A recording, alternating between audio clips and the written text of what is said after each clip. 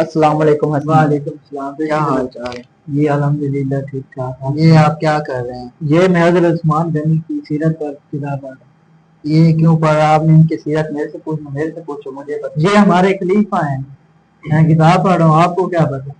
آپ کو پتہ ہے کہ صلح حدیبیہ کے موقع پر حضرت عثمان کہاں پر تھے، اور غزوہ بدر کے موقع پر حضرت عثمان کہاں پر تھے، اور ان کی جو سلطنت ہے وہ بھی بہت کمزور گزری ہے، تو اس کے بارے میں آپ کا کیا خیال ہے؟ ہم تو خلیفہ مانتے ہیں، آپ مانیں یا نہ مانیں۔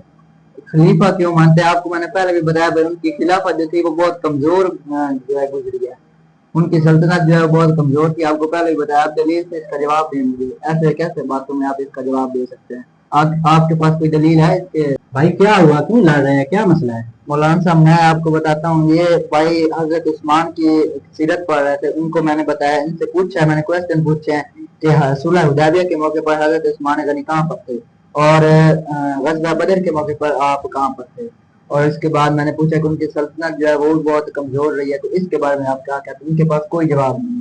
چلو پیارے بھائی، میں آپ کو سمجھاتا ہوں، آپ کے سوالوں کا جواب میں دیتا ہوں۔ آپ کہہ رہے ہیں کہ غزوہ بدر پر حضرت عثمان غنی کہاں تھے؟ غزوہ بدر کے موقع پر حضرت عثمان غنی اس لیے شریک نہ ہوئے کیونکہ حضور نبی کریم علیہ الصلوۃ والسلام نے آپ کو حکم فرمایا کہ آپ اپنی اہلیہ جو کہ حضور نبی کریم علیہ الصلوۃ والسلام کی بیٹی تھی، وہ حضرت عثمان غنی کی بیوی تھی، حضرت رقیہ رضی اللہ عنہا، آپ بیمار تھی، اس لیے حضور نبی کریم علیہ الصلوۃ والسلام نے حضرت عثمان غنی کی یہ ڈیوٹی لگائی کہ آپ ان کی تیمارداری کرے، ان کی خدمت کرے، اس لیے غزوہ بدر کے موقع پر آپ اس غزوے میں شامل نہیں ہوئے۔ پہلا تو آپ کے سوال کا جواب یہ ہو گیا۔ اچھا، غزوہ بدر کا تو ہو گیا، اب آپ یہ بتائیں کہ صلح حدیبیہ کے موقع پر آپ کہاں پر تھے؟ ٹھیک ہے پیارے بھائی، یہ بھی آپ کو میں سوال کا جواب دیتا ہوں۔ صلح حدیبیہ کے موقع پر حضرت عثمان غنی اس لیے شامل نہیں ہوئے کیونکہ حضور نبی کریم علیہ الصلوۃ والسلام نے حضرت عثمان غنی کو اپنا سفیر بنا کر مکہ بھیجا تھا۔ اب آپ یہ بتائیں کہ آپ کو یہ کہا جائے کہ آپ کسی کو اپنا نائب بنائیں، تو آپ اپنا نائب طاقتور بنائیں گے یا کمزور بنائیں گے؟ طاقتور انسان کو بنائیں گے۔ اچھا، طاقتور بنائیں گے۔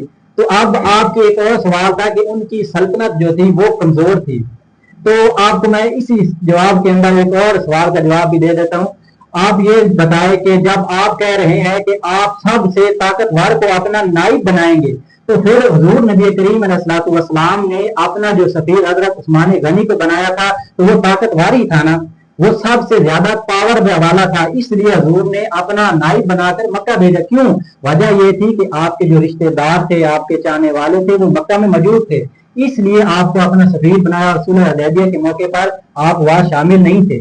تو آپ کے جو سوالوں کا جواب تھا وہ میں نے دے دیا۔ اب میں آپ کو بتاتا ہوں، آپ کہہ رہے تھے کہ ان کی سلطنت کمزور تھی، یا آپ نے ایک اور سوال کیا کہ ہم ان کی خلافت کو نہیں مانتے، ان کی شان کیا ہے؟ غزوہ تبوک کے موقع پر جب حضور نبی کریم علیہ الصلوۃ والسلام نے سب صحابیوں کو جمع کیا اور فرمایا کہ آپ نہ اپنا حصہ ڈالے، یعنی جس کو چندہ کہتے ہیں، تو اس وقت حضرت عثمان غنی نے 1000 اونٹ حضور نبی کریم علیہ الصلوۃ والسلام کی خدمت میں دے دیے، 70 گھوڑے اور 1000 دینار اور 1000 درہم حضور نبی کریم علیہ الصلوۃ والسلام کی خدمت میں دے دیا۔ آپ کہہ رہے ہیں کہ وہ کمزور تھے، اتنا مال و دولت حضرت عثمان غنی نے جب حضور کی خدمت میں پیش کیا، حضور نبی کریم علیہ الصلوۃ والسلام نے آگے سے جو الفاظ ادا کیے تھے، قربان جاؤ حضرت عثمان غنی تیری شان پر، حضور فرماتے ہیں آج کے بعد عثمان تیرا کوئی عمل، تیرا کوئی کام تجھے نقصان نہیں پہنچائے گا۔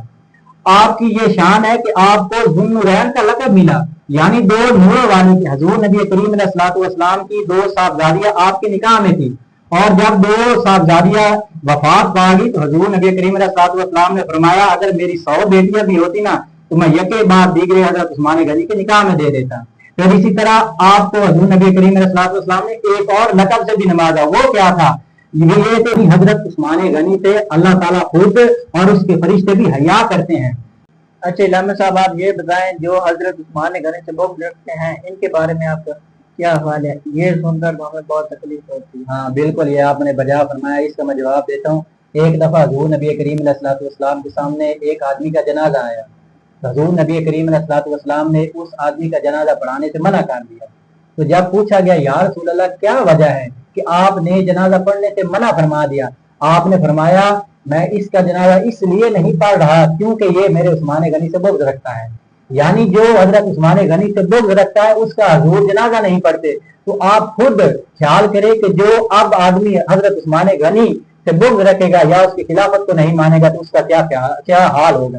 یہ آپ ہی سوچے. پیارے بھائی آپ کو کچھ سمجھ آئی میری بات؟ جی بھائی مجھے اچھا علامہ صاحب یہ تو مجھے سمجھ آ گئی ہے، اور میں نے جو عرصہ اتنی گمراہی میں گزارا میں اس پر بہت شرمندہ ہوں، اور آئندہ سے میں وعدہ کرتا ہوں کہ اب کسی بھی صحابہ کرام کے ساتھ میں کوئی بغض نہیں رکھوں گا، کیونکہ اس کی تو آپ نے بہت عذاب یعنی کہ وعید سنائی ہے. بالکل.